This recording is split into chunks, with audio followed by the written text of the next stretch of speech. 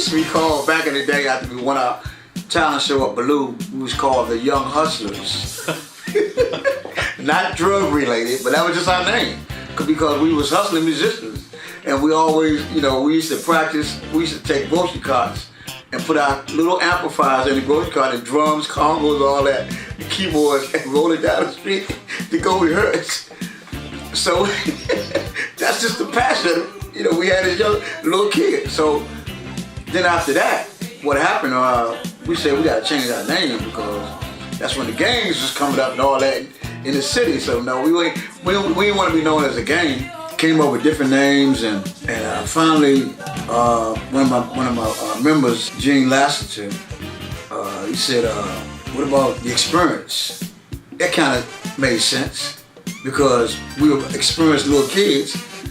But then, me and a guitar player, Donald Fields at the time, he said, "What about Experience Unlimited?" I said, "No, that don't sound right either." So then because the Experience came from Jimi Hendrix Experience. I like that part. I came with rock and roll. So we said, you know what, that might work. Experience Unlimited. There it is, EU. Jimi Hendrix, right there. That's where all my musical influences started, with him. Of course with James Brown and all Cool the Gang, Earth, Wind & Fire, Mandrill, all that stuff like that, Santana. But this was my favorite of all time, Jimi Hendrix. And that's where the name Experience Unlimited came from.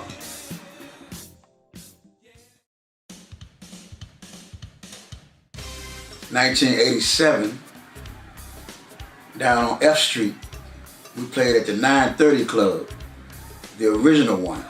And Spike Lee was in town. I never knew him, never met him, never even heard of him. And of course, that's why it's always good to play your best. You never know who listens. I was doing Shake It Like a White Girl, one of the EU originals. And Spike Lee was in there promoting his movie, She Gotta Have It.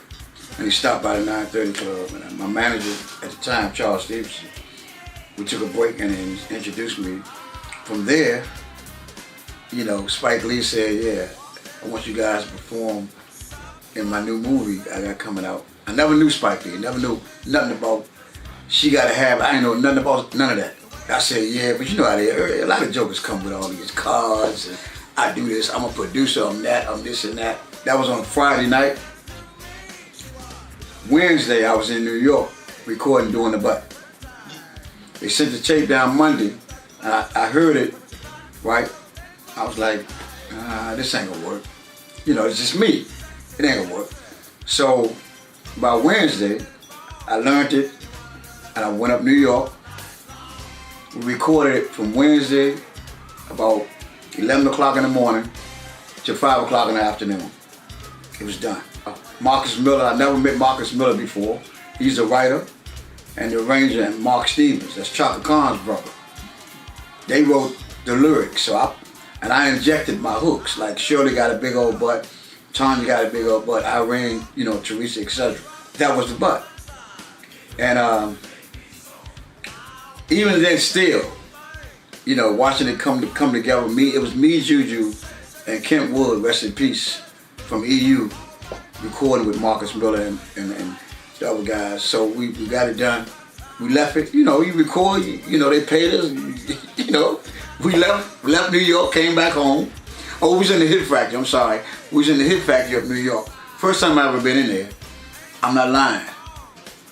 2 weeks later, 2 weeks after we recorded that song, Donnie Simpson broke it on WKYS. The song got so much response. I'm telling you, God is my witness. It got so much response, he played it 12 times in 4 hours. That's unheard of. And of course, from there, that moment, it just caught on. It was amazing. And I ain't had no cell phones back then, we had pagers. I was working a day job, my pager was blowing up. You record on the radio? You record? Call me, you record? All this crap. I'm like, what? So I finally got to call people back.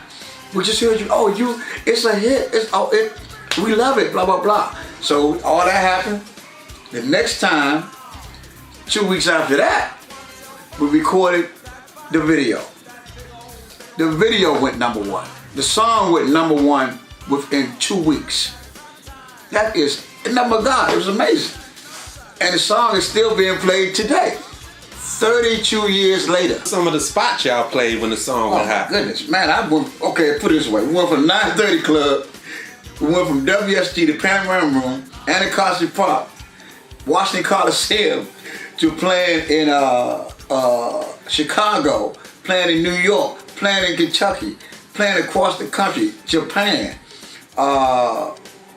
Bermuda, oh my goodness, places I couldn't even, I dream about these places, couldn't even pronounce them. Panama, we did a USO tour, we did a whole lot of stuff around the world. I mean, it's amazing, amazing. One record did all that. We took tours, people was bidding for us to go on tour, Run DMC, and Salt and Pepper, Keith Sweat, I mean, even Earth, Wind and Fire, come on man, Earth, Wind and Fire? They want us to be on their tour? You know, I was like a little, EU was playing their songs when I was coming up. Frankie Beverly and Maze, I mean, you name it. I mean, you know, but the weirdest show I ever did, but if I tell you this, I gotta tell you this. Bob Dylan, an icon, a rock icon, who was in Kentucky. It was about 60,000 people. We was the only black people there, EU. And they gave us love. We played, open the show, of course, and they partied. Stuff like that you dream about. And I thank God, man, because I had to quit my job and everything. We was overwhelmed with love. I call it love because, you know, that one record was just, it hit hard, and it just, we did Apollo, we did BET, we did the MTV Beach Party. We was the first band to do that. We did Soul Train 3 times, City Hall. The audience is like 10 to 20 million people, average. So we did that, and EU got bigger and bigger and bigger. It was amazing, man, off of one song.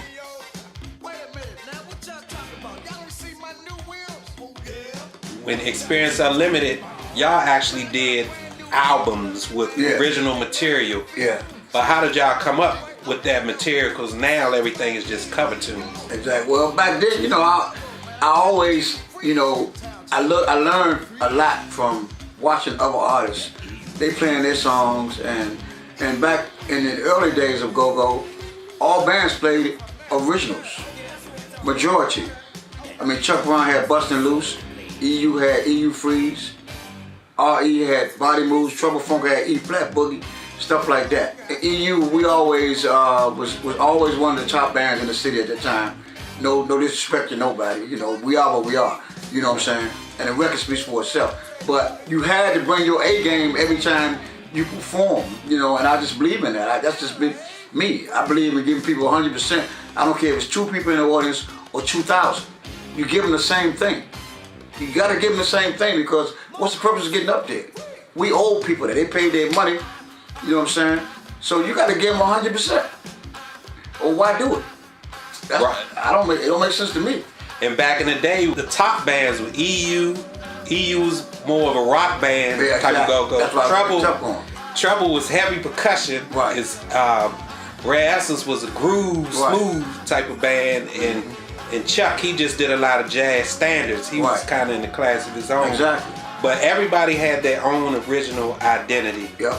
But how did that, your style as far as that rock, that heavy metal guitar? Because it was different. EU Freeze, come on, man. No other band does stuff like that. I grew up listening to Jimi Hendrix, rock and roll, Led Zeppelin, Black Sabbath, man. Come on, man. Iron Butterfly, Earl Smith, AC/DC. That was just me. I went to Blue High School. You know, we was like black hippies. You know what I mean?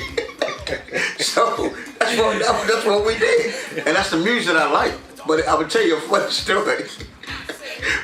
We won a talent show at Baloo, and we got a chance to open up for Chuck Brown at the Panorama Room. Chuck blew us all the way out of the state because we was playing rock and roll. Place was wall to wall at the Panorama. You've been there before. We played what we wanted to play. And people looking at us like, what are they doing? Because we playing rock music. So Chuck pulled me to the side with, when we was breaking down and he said, son, you got a lot of talent, man. You have to change and play what people want to hear. So the next day, what did we do? It worked. So thank you, Chuck. But this is a story that nobody knows, but I'm gonna tell y'all how Sugar Bear became Sugar Bear on the go-go scene. I always had the name Sugar Bear, but little Benny told me Bear, because I used to sit back in the back and play bass guitar.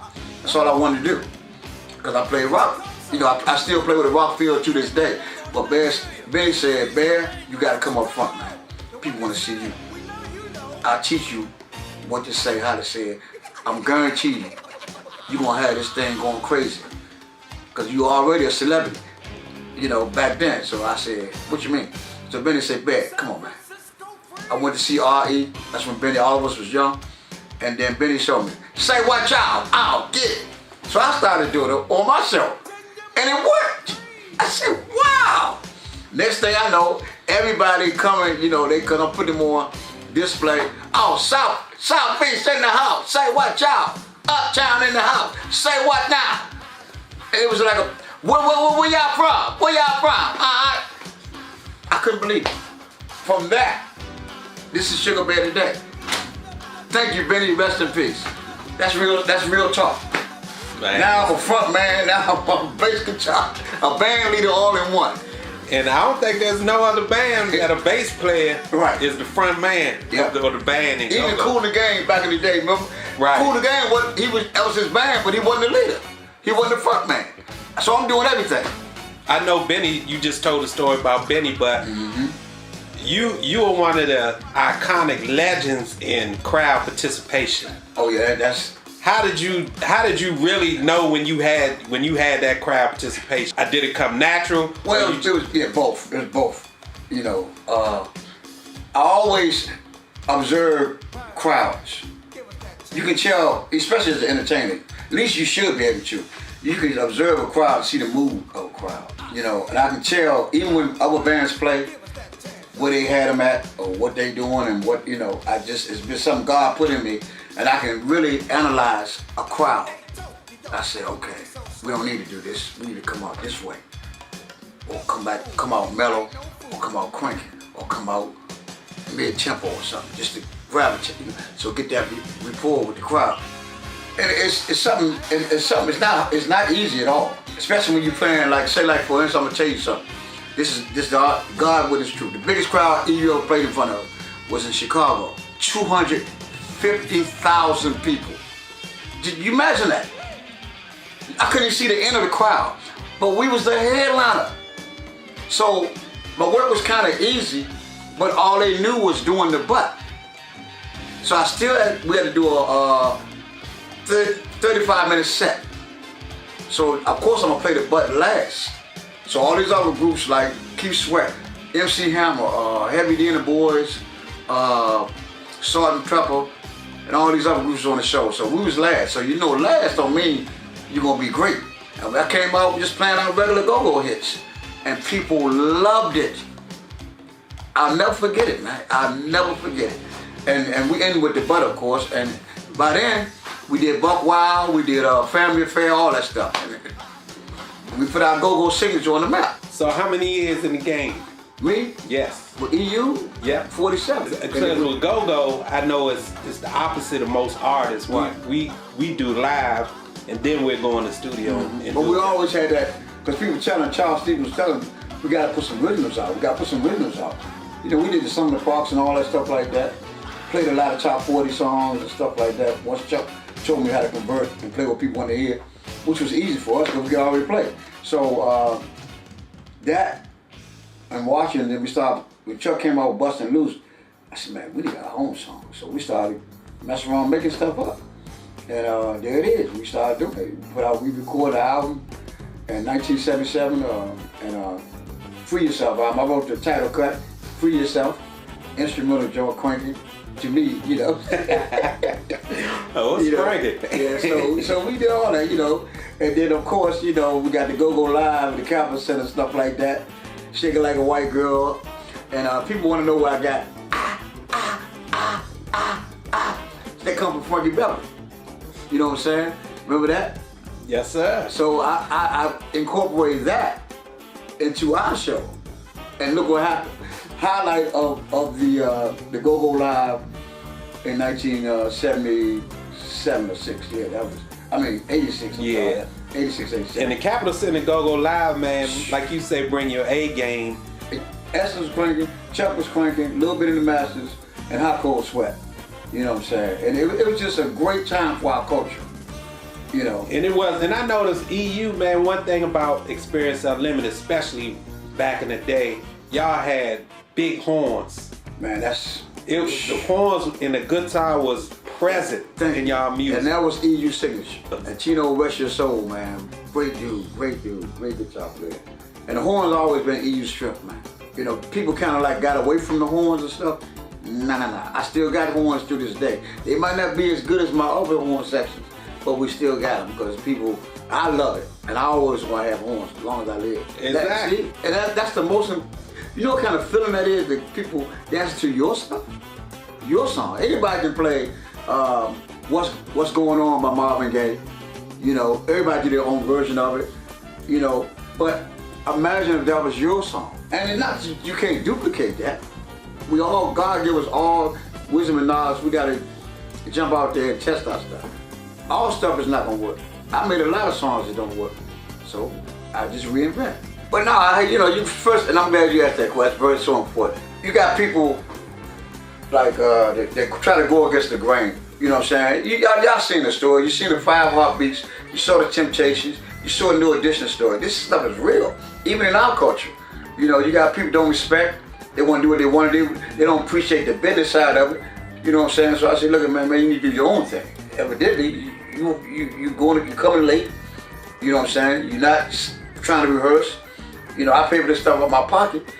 I got to pay for rehearsals. So you want to come late, then you want to get paid at the end of the night or bi-weekly, whatever it is. I say, nah, it ain't that. We have a problem. You got to respect the organization. If you're not a part of the team, get out. Nobody's forcing you. Just go and do what you got to do. But I'm gonna keep going, and I'm glad you asked the question. You gotta surround yourself with people that respect your vision or think like you. If you don't, you're gonna fail, guaranteed. That's one thing I learned from Chuck Brown. I learned that from James Brown. It's discipline, man. That's what it's all about. You're a part of something. You know, if I play for Walker Reds right now, I have to respect him and follow the rules that he laid down, the guidelines, etc., and give a contribution. Don't come in and be no dead weight. Don't come in there because the band is already here. You want to come on and join the A team, and all of a sudden you come in like Murder Had a Little Lamb and want to get the same benefits as the labor I put in 40 years worth of labor. You want to get this? Who does that? Nah, it's my house. That's respect, man. I respect that. So that's how you gotta look. I call the shots. I'm the band leader. I'm this. I'm that. That's how it goes. But if you can't give it that program, maybe this ain't for you. So as a living legend, man, in the game, and you've been blessed all these years. Yes, Lord. That's nobody but God. Still going yeah, strong. Still going, man. I feel. I'm telling you, I'm not going to say this too. I still feel young because when I'm on stage, I'm like now I understand what Michael Jackson. He said, when I'm on stage, I'm just a different person. That's how I feel. When I'm on stage, it's like another part of my life experience. I just go, man. I mean, it's in my DNA, I guess. You know, I said that from a spiritual. I said, God bless me to go from rags to riches and vice versa. You know, and I just so grateful and humbled that, because I look at the other artists out there, a lot of other artists don't even do half of what I've done. A lot of them break up, and a lot of them just walk away or whatever. But I still had a passion for it, like when I did when I was 16 years old. I still feel the same thing. I love to entertain, I love to play, I love people. I love making them smile, I love making them happy. You know, it's like Kobe Bryant, Michael Jordan, Larry Bird. These guys are special because you can feel their passion. They come to win. That's what I always want. I come to win. Touch on the love of GOGO back in the 70s and 80s. Yeah, back in the 70s, 80s, like Trouble Funk, EU, Rare Essence, Chuck Brown. That's pretty much was the go-go scene back then. EU has always been a band that you had to have one way or another. Either we're gonna top it or we're gonna add to the show. Meaning that you gotta have us on the show either way, so it don't make no difference. Especially if you're going to watch Coliseum, whatever, or Capitol Center, etc. So that's the most important thing. And I love all the groups. I love Essence, I love Trouble, I love Chuck. But I didn't care about none of them when it was time for EU to hit. That was my house. And no disrespect, I think every artist feels like that. You gotta do that, and you gotta, if you don't have that passion and that drive like that, what you in the game for? Yeah, I love Walker Reyes, and I love Steve Roy, I love White Boy, I love Big Tony, I love Bugs, I love Big G, I love all of them. But when EU on stage, it's business. That's what it's all about. No disrespect, and then after my set, after backyard set, we back high-fiving again. With RE, we back high-fiving again. With Big Tony and Trouble Folk, we back high-fiving. Everybody having fun. Bugs from Junkyard, that's what it's all about. But the love I have and the love they have, you can feel it. It's no joke, this is how live you are. And I try to be recognized not for what I've done, but I want to be an inspiration to the up-and-coming artists. How does Bear do that all these years? I wanted to give to the go-go community, man, in your experience, whether it's just advice or anything you want to say. If you don't have God in your life, don't get in the game. Don't get in anything. Because without God, you're going to fail anyway. And it's very, some people go out there and be one-hit wonders. Some people go out there and do this and that. But a lot of the groups that I toured with, the hundreds of groups that I toured with, are not even together today. EU is still here. That speaks volume for itself. I'm talking about hundreds of groups. Look at all the rap artists that we toured with and all that, back in, even some of the when I did the Tom Joyner cruise, I saw all these rappers and the Adele's, OJ's, and all these. It's amazing. And Frankie Beverly and Mays, and it's, I'm in there, now in their league. I might not be known as much as they are, but I'm still here.